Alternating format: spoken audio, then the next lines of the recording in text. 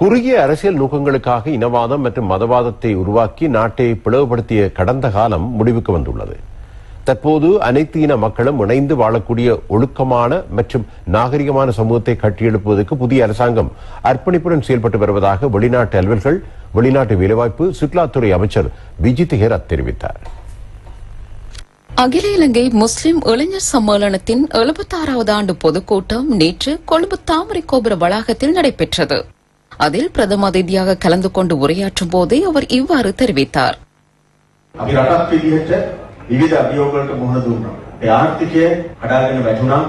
கடந்த காலங்களில் எமது பொருளாதாரம் வீழ்ச்சியடைந்து நாடு வங்குரோத்து நிலை அடைந்திருந்தது. பல வருடகால கசப்பான யுத்தத்துக்கு பின்னர் நாட்டை தேசிய ஒற்றுமையுடன் கட்டியெழுப்புவதற்கு எமக்கு ஒரு பொன்னான வாய்ப்பு கிடைத்திருந்த போதிலும் குறுகிய அரசியல் நோக்கங்களுக்காக யுத்தத்துக்கு பின்னரான காலப்பகுதியில் மிகவும் திட்டமிட்ட வகையில் இனவாதமும் மதவாதமும் தூண்டப்பட்டு நாடு மீண்டும் பிளவுபடுத்தப்பட்டது. ஆனால் 2024ஆம் ஆண்டுக்கு பிறகு இவ்வாறான எந்தவொரு இனவாதம் அல்லது மதவாத மோதல்களுக்கு இடமில்லை.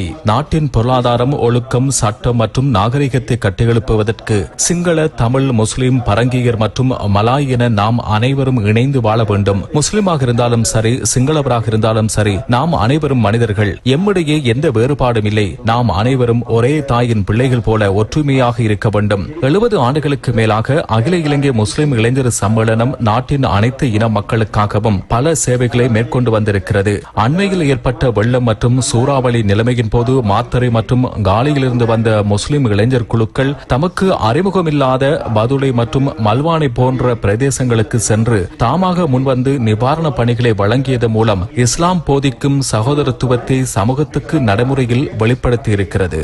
நாங்கள் வேதம் இல்லை, இனவேதம் இல்லை, மதவேதம் இல்லை, சாதவேதம் இல்லை, மொழிவேதம் இல்லை. எனவே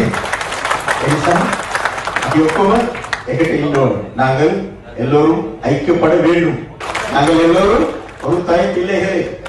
இந்நிகழ்வில் கௌரவ அதிதிகளாக பிரதி சபாநாயகர் டாக்டர் ரிஸ்வி சாலி, பாராளுமன்ற உறுப்பினர் MS ஒதுமா லெப்பை, மேல்மாகாண ஆளுநர் ஹனீப் யூசுப் ஆகியோருடன் சிறப்பு விருந்தினர்களாக உயர்ஸ்தானிகர்கள் மற்றும் பாராளுமன்ற உறுப்பினர்களும் கலந்து கொண்டனர்.